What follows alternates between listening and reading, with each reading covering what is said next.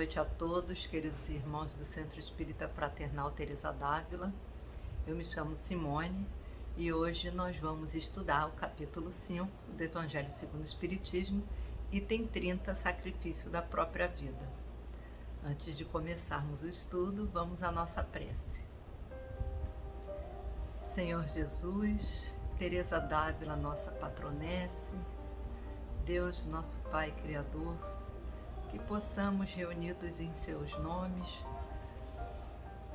recolher, unir nossas vibrações, nossos sentimentos mais íntimos de união, de fraternidade, e que esses sentimentos possam, como ondas magnéticas, alcançar os nossos irmãos, alcançar todos aqueles que se sintam necessitados nesse momento, Senhor. Agradecidos, como sempre, pelas valorosas orientações que nos orientam o caminho. Agradecidos por tanta assistência espiritual, por tanto acolhimento, mesmo distantes, que sabemos e sentimos que Tu não nos abandonas. Dessa forma, pedimos a permissão para dar início ao nosso pequeno estudo do Evangelho segundo o Espiritismo, em Seu nome, em nome de Deus, que assim seja. E assim, nossos queridos, nós vamos no item 30, como eu disse, Sacrifício da Própria Vida, nós vamos ler o trecho que é ditado por São Luís.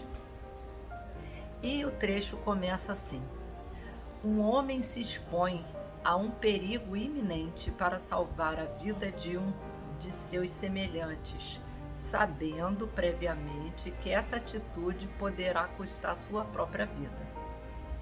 Como resposta, do próprio São Luís para nós,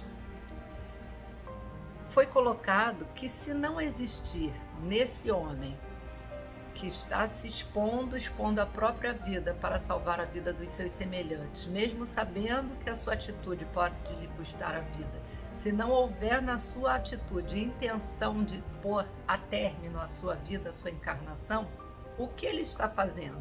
O que ele está fazendo, o que ele está tendo é uma atitude de abnegação e de devotamento. Então nós vamos guardar essas duas palavrinhas agora logo no início do nosso estudo, abnegação e devotamento, São palavras que até se parecem bem distantes de nós, encarnados aqui no mundo de provas e expiações, que é o planeta Terra. E aí São Luís continua dizendo o seguinte: embora haja certeza de morrer, desse homem, se não existe a intenção de procurar a morte, é abnegação e devotamento, embora haja certeza de morrer. Porém, quem pode ter essa certeza? Quem pode dizer que no momento mais difícil desse trabalho, dessa prova, a providência divina não apresenta um meio inesperado de salvação? Então, mais uma vez, São Luís mostra para a gente que mesmo aquele homem, aquela alma devotada, abnegada, que vai enfrentar o perigo, mesmo certo que aquela atitude para salvar a vida de um dos seus semelhantes ou de muitos dos seus semelhantes pode lhe custar a própria vida, quem sabe se a providência não irá propor um salvamento, na verdade não é nenhuma proposta, mas quem sabe não vai prolongar essa encarnação através de um salvamento por um meio inesperado naquele momento. E aí, é claro que a gente não pode, quando a gente fala de abnegação e devotamento, rapidamente nós espíritas atribuímos essas duas virtudes aos espíritos superiores que nos orientam, espíritos superiores que nos exemplificam com a sua vida. E a grande vantagem para nós, que às vezes nós não percebemos dessas orientações, desses testemunhos que esses espíritos superiores nos trazem com as próprias dificuldades que passaram enquanto encarnados, é justamente nos abrir o véu das possibilidades, das oportunidades que mesmo não evoluídos, não tão evoluídos quanto eles mostram que aquele momento eles também sentiam como nós as dificuldades e as incertezas, né? Quanto ao caminho a seguir, quanto ao enfrentamento das suas dificuldades. Então a gente guardou, né, as duas palavrinhas, abnegação e devotamento. Quando a gente vai falar da nossa patronessa, Teresa d'Ávila, nós nos lembramos que lá no início da vida dela, ela não queria ser monja, né?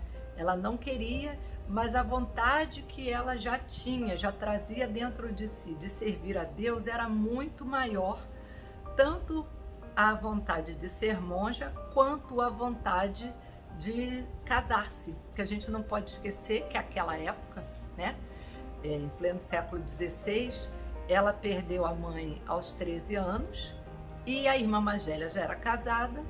Então, para uma mulher, não sobravam muitas opções.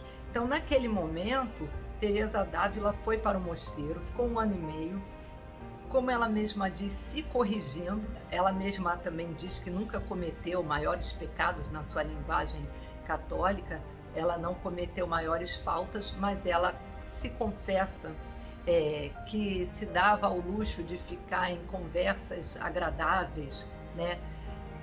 Como que perdendo tempo. Mas isso nós vamos deixar que cada um pense, né? Como que a gente perde ou ganha tempo na nossa própria encarnação. Mas Teresa descreve isso no Livro da Vida. E ela pediu, nesse primeiro momento que ela chegou no mosteiro, a todas aquelas outras monjas que estavam ao seu redor, que a encomendassem a Deus, para que ela encontrasse um caminho que fosse melhor de o servir. Então, ela já mostrava um devotamento a Deus e uma abnegação quando ela deixou para trás, entre aspas, né, uma outra vida que ela poderia ter, uma vida de dona de casa, uma vida de mãe, né, entre outras missões que podem ser atribuídas, que podiam ser atribuídas às mulheres naquela época do século XVI, né? A Teresa podia passar por tudo menos pelo que passou, né? Que foi ser doutora da igreja, que foi ser uma mulher que se destacou, mas que em momento algum ela deixa de descrever na sua obra as grandes dificuldades que ela passou durante esse percurso, até mesmo e principalmente por ser uma mulher à frente do seu tempo, né? Uma mulher que lia, que escrevia, enfim. Então nós já guardamos os exemplos de Teresa d'Ávila quanto à abnegação e devotamento. Só que eu disse a vocês, né, eu li o trecho para nós todos, do Evangelho segundo o Espiritismo, item 30, que foi trazido por São Luís. E nós, espíritas, sabemos que São Luís era o guia espiritual da Sociedade Parisiense de Estudos Espíritas. A Revista Espírita, ela apresenta, de 1858 a 1869, ela descreve a atuação importantíssima, uma atuação, um papel decisivo que São Luís teve para possibilitar aquele trabalho de Allan Kardec, né? Como um verdadeiro laboratório, um grande laboratório que permitiu que o trabalho de Allan Kardec fosse realizado. Então, São Luís, desencarnado, ele participou ativamente desse processo da codificação do Espiritismo. Mas quem foi São Luís quando ele esteve encarnado aqui na Terra? Então, São Luís, ele foi o rei nono, né? O rei Luís IX. Então, ele foi filho do rei Luís VIII da França e de Branca de Castela. Foi o quarto filho desse rei. Logo, ele não tinha a possibilidade real de se tornar rei, porque era o quarto filho, né? O quarto filho homem. E com o passar da sua vida, logo no início, né, ele foi ser batizado. E a Branca de Castela, que depois se tornou rainha, né, ela, logo após o batismo de São Luís, ela virou-se para o filho e falou: meu filho, a partir de hoje, você deve conservar seu coração puro e jamais manchá-lo com pecados, jamais manchá-los com faltas, pois agora você é um templo do Senhor Jesus. Então a gente já observa né, que São Luís, quando encarnado, teve uma mãe virtuosa, uma mãe atenta para os reais valores, quer dizer, eles eram da realeza, mas ela estava atenta para os reais valores, que são valores morais, que são valores divinos, né? E aí, São Luís já teve essa educação dentro do seu próprio lar a partir da sua mãe. E aí, logo aos 13 anos, né, seu pai desencarnou. Só que antes disso, percebam, seus outros irmãos, seus 3 irmãos homens, também tinham desencarnado. Então ele se viu ali aos 13 anos como rei, né, rei da França, o rei Luís IX, sendo que ele só iria governar após a sua maioridade. Quem governaria até aquele momento seria a sua mãe. Mas mesmo assim, diante de tamanha virtude, de tamanha condução da sua própria vida, ele passou por momentos onde ele teve que se devotar à sua função de rei, de governante. Os ingleses tentaram entrar na Inglaterra, invadiram, né? E ele tomou a frente com todo o seu exército lá e conseguiu expulsar os ingleses. Foi uma das vezes, né? Mas ele desde novo se apresentou como bom administrador. Ele organizou aquela época, vejam só como é a evolução do espírito, um sistema para evitar abusos administrativos, tá, gente? Já em 1200. Proibiu o jogo, construiu a Sorbonne, claro que não foi com os 13 anos, foi ao longo da sua vida, e ele era, além de muito virtuoso, ele era extremamente conhecido pelo seu espírito de justiça. Então, ele praticava o que ele aconselhava. Ele dizia para todos aqueles que o cercavam que eles não deveriam tirar o bem dos outros, sequer fosse para dar a Deus. Então, ele tinha um senso de justiça muito grande, participava diariamente das missas com devotamento, com entusiasmo, ao ponto que os demais nobres o criticavam, dizendo que ele se dedicava demais às coisas da igreja.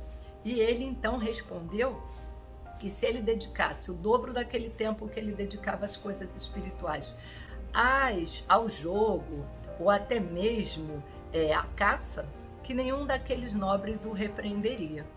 Então, para a gente observar, em todo momento da sua vida, São Luís sequer deixou de abraçar a sua obrigação, né? Então ele se devotou e ao mesmo tempo não se afastou das coisas de Deus e teve a abnegação de enfrentar várias vezes os exércitos, não só que invadiam, mas como também era uma época das cruzadas, né? Os muçulmanos estavam ganhando muitas terras e aí haviam as cruzadas católicas e ele, como rei e como católico, ele liderou cruzadas. E na cruzada, se eu não me engano, a 9ª cruzada, 8ª ou 9ª, aí vocês me perdoem o equívoco da memória, esse rei, então, Luís IX, estava à frente dessa cruzada quando ele foi acometido pelo tifo. Então, quando um rei ou qualquer outro comandante parte, como agora a gente está ouvindo melhor esse termo, para a linha de frente de combate, ele sabe que pode custar o sacrifício da própria vida.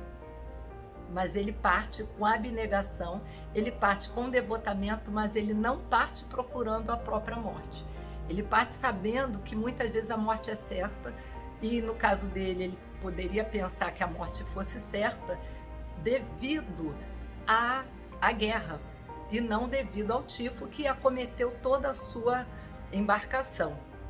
Mas para a gente não se alongar muito, né, nós temos que perceber que nós estamos vivendo esse momento onde enfermeiros, médicos estão na linha de frente, vários técnicos, várias outras pessoas, né, estão na linha de frente no combate à pandemia da Covid-19. Aqui mesmo no meu trabalho, uma das moças que fazia a coleta, né, de material para testes, ela foi contaminada e veio a desencarnar. Então não procurou a própria morte, mas em sacrifício da própria vida em prol dos outros, ou seja, ela sabia que estava ali numa linha de frente, mas que era um trabalho importante. Então ela não procurou a morte, né? O que a gente observa agora são várias almas que não se amedrontam diante do perigo, que enfrentam para salvar o próximo, né? Nós estamos vendo diariamente, né, nos veículos de comunicação, exemplos de espíritos, de almas, né, espíritos encarnados, que vão sabendo, sentindo medo sim, sabendo que vão enfrentar, muitas vezes nem sabem, né? Mas imaginam mais ou menos o que podem enfrentar, mas não se acovardam. Então que possamos nos sentirmos acolhidos, abraçados por todas essas vibrações de espíritos que nos antecederam e outros que convivem conosco e que se mostram tão fortes, mas que também mostram pra gente que eles não estão se sentindo menores diante das suas provas, apesar de não terem essa evolução dos espíritos de escola que nos antecederam. Vamos então à nossa prece, agradecidos mais uma vez a Deus e a Jesus pela oportunidade do estudo no Centro Espírita Fraternal Teresa d'Ávila, desse estudo que nos aproxima, mesmo distantes fisicamente, desse estudo que nos orienta e que nos abre a mente para que possamos compreender e enfrentar melhor as dificuldades que temos nas nossas encarnações, no nosso dia a dia, seja do tamanho que forem. Mais uma vez agradecidos, pedimos permissão para o encerramento do nosso estudo. Muito obrigada pela oportunidade, que assim seja.